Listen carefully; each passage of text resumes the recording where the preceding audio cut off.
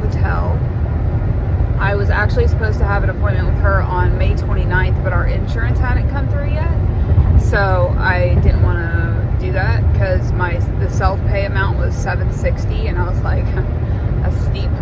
So our insurance came through, and I rescheduled it to July 31st.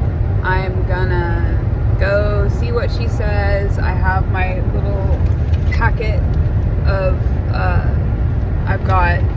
I have 2 discs in here, but then they sent me the jump drive. I think it has all the images that Midtown Imaging has taken, and I've had 3 MRIs with them. And then I'm assuming that they got all the imaging from Medical City Plano, because I remember having at least 1 MRI there. I want to say after my surgery. I can't really remember. I don't know. It was kind of a fog. I don't know what all they had me on when I was inpatient there, when I was admitted there, but I went from having those really bad headaches in 2022 to never having another one. So they definitely had me on some pain medication. But I am not really looking forward to this appointment today. I'm not nervous or scared or anything like that. If anything, I'm just kind of annoyed because we have a lot of things going on at home right now that I'd rather be there doing. I'm going to go see what she says today. I think she's going to tell me I need to have another brain surgery, and I don't know how I feel about that. Mostly because my first one went so well and I had no side effects afterwards. And I just don't like the idea of having another brain surgery for obvious reasons. I also wonder what she's going to have to say about the fact that I chose not to do chemo and radiation, because it's a thought in my head, like, oh, if I had done it, maybe I wouldn't be here dealing with this right now. But from what I've read about oligodendrogliomas is that you go from like one recurrence to the next. And if that's the case, then I feel like, yeah, I'm going to try to figure out a way to treat this differently. Which I'm sure anyone who ever has any kind of cancer, at some point, at least they think about that. Like, do I have to do it the way that the Western medical doctors say they have to treat it, you know? So, I will update after with what she said. I'm going to ask her if I can record it since Dustin's not with me. I'm actually alone, which is rare. I will update after I see what she says. Hi, I'm Laura. I'm Toral. Nice to meet you. Ms. Pendergrass. Very nice to meet you. I have seen your pictures and some of the sort of chart that got sent to me. And Okay. so I know a bit about you and the history over the last several years. Yeah. Tell me in your own words how this started. Well, in 2022, I started having really bad headaches. They would last like 2 to 5 minutes, and I would have them like 15, 20 times a day. And it felt like clawed hands were trying to rip the 2 sides of my brain apart back here at the back of my head. And then it would go away, and that went on for like a month. Okay. And then during that month, I started having other neurological things happening, not really realizing they were neurological at the time, but like my tongue kept going numb and my vision would be kind of weird. It was like I would feel like my eyes were crossing, but I would look in the mirror and they weren't, Yeah. you know? Yeah.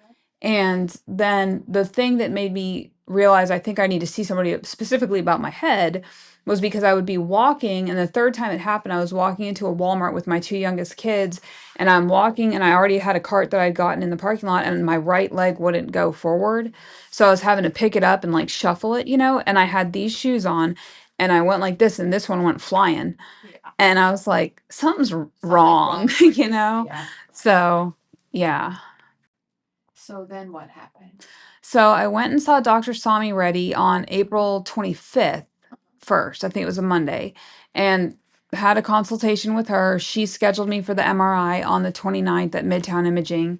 And I went and had the MRI there. And my plan was to take this hurt turtle that I had brought with me to a rehabber after my MRI. But they had let me bring it inside because it was hot, and they had it like behind the front desk and stuff. And then they had me waiting in the waiting room afterwards because they said that my neurologist was at lunch, and they said she wants us to send this to her before you leave. So I was like, okay. I mean, I didn't know if that was abnormal or what. So I'm waiting, playing on my phone. And then the guy who had done my MRI came out there with the disc in his hand, and he looked like he was about to cry. It was weird.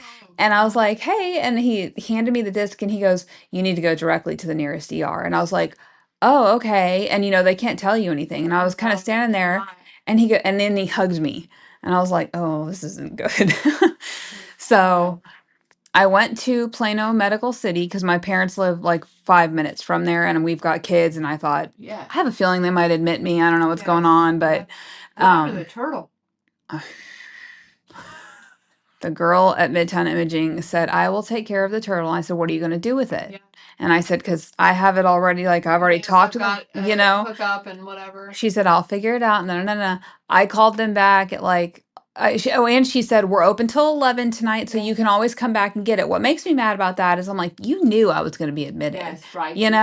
But, and then I found out that she took it and let it go to Creek. And I mean, it was injured. It was very injured. Its shell was very cracked. It needed to go to a rehabber. So I will never let that go. And I've since gone back to that one for and I'm always like, is she here? No, she's not there.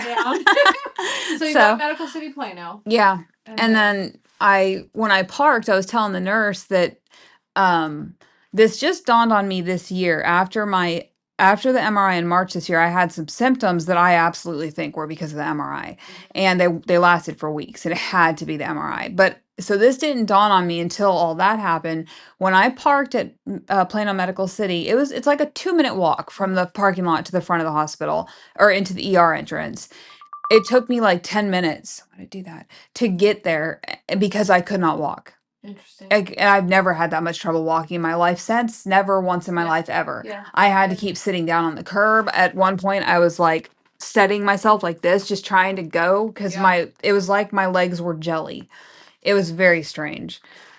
Very strange. And then, once they got me in there, I don't know how quickly they looked at the I told them what I was told and handed them the disc. Yeah. And I still hadn't seen what was on the disc. Right. So I don't know how fast they looked at it, but they got me in really quick. And then they admitted me right away. Yeah. So. And then what happened? And then, I don't remember. I'm sure they probably did some MRIs or something, but I met with Dr. Turner. He told me you're going to have surgery. My husband has a lot better memory of everything, how this all went down. A lady came in at one point and did she say she was a neuro nurse, Dustin? Yes, she had been on the neuro floor as an RN for, I think she said it was over a decade.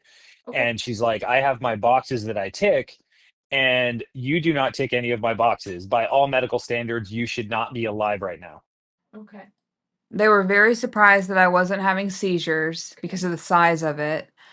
And they weren't surprised, but they said it wouldn't have been surprising if I were having major vision problems, which I wasn't. But like I said, my eyes were being weird, Yep. And since the surgery, my eyes are always not like right now, they're not. But when I wake up in the morning, I can't open. Like I open my eyes and I have to shut them immediately and fish around for my hydrating eye drops because they are so dry.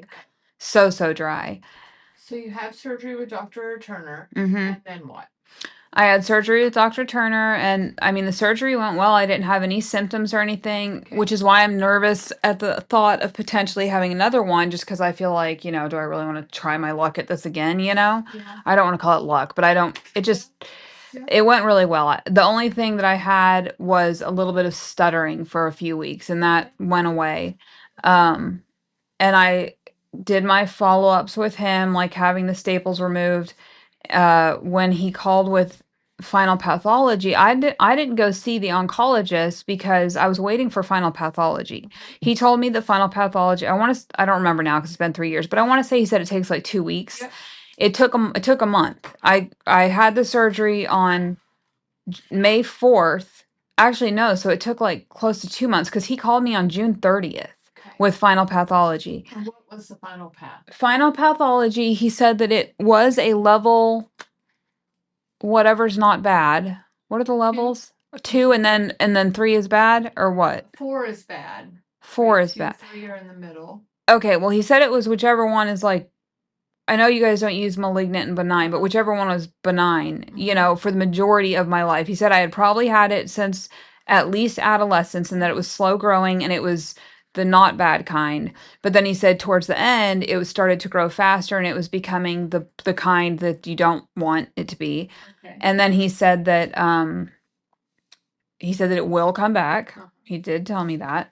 He said that if I don't do chemo and radiation, that I would have 5 years to live. And he was just real dismissive about everything. Just Okay. I did not like Dr. Turner.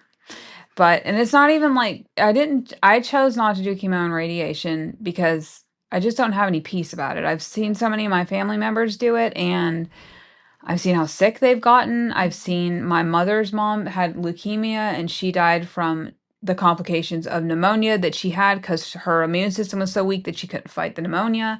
And so I'm afraid to do that. You know, I've got 3 young kids and I just I don't know. So yeah. So, do you remember what the name is of the tumor? Did he tell you it was an astrocytoma, oligodendroglioma? It's an oligodendroglioma. Okay.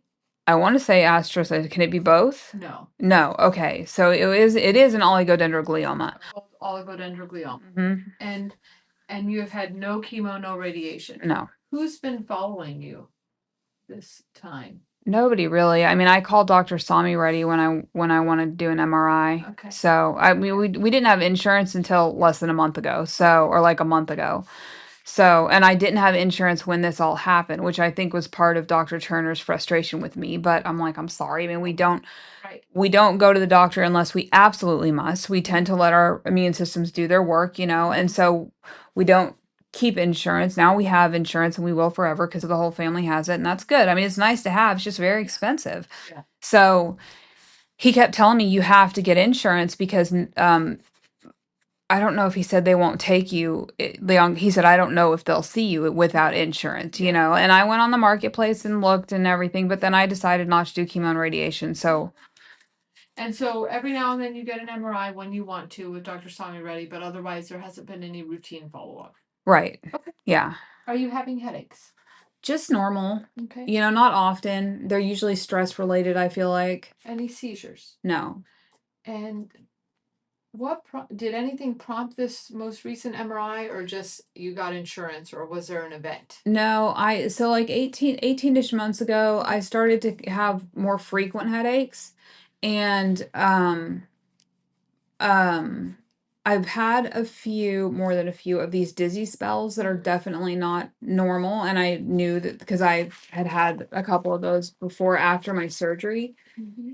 But so the dizzy spells are probably the thing that made me go, there's definitely something going on because but at the same time, I'm kind of thinking, or not. I mean, I had a brain surgery. Like maybe this is just normal for me now, you know? Do you have dizzy spells? That's the thing. They're very sporadic. Okay. They like to happen when I'm driving, which is awesome. Yeah. And I've only had to pull off the road one time and I wasn't even on the road yet. We were just I had all my kids in the car. We were about to get out of the parking lot of picking up pizza at Cece's. And I pulled into the parking lot next to it. And I said, we've got to sit here for a minute because I was super dizzy. Yeah. And it doesn't so much mess with my vision, but in my head, it's like I'm on one of these, you know? So it really, probably at least like once a month. And are you right or left-handed? Right. Besides this tumor, any other medical problems? No. Have you ever had any surgeries besides this one? Just oral. Okay. And well, I had a C-section and an ectopic removal. Sorry. Yeah. And these medications are accurate, mostly supplements? Yes. Yeah. You're married? Yes. I heard 3 children? Mm-hmm. Congrats. Thank you. How old are they? Asher is 13, Elia is 9, gonna be 10 in November, and Phineas just turned 6 in May. Your middle one's Elliot? Elia. Elia. I was gonna say, I have an Elliot. Oh. Do you smoke? No, but I do use an e-cigarette. Okay. So I did smoke for 20 years. Congrats. I used to smoke a pack a day. So for me, I'm like, listen, it's an improvement. Yeah. That's better. So. For sure. But it was 20 years pack a day? Mm-hmm. Yeah, I quit when I was 35. Do you drink alcohol?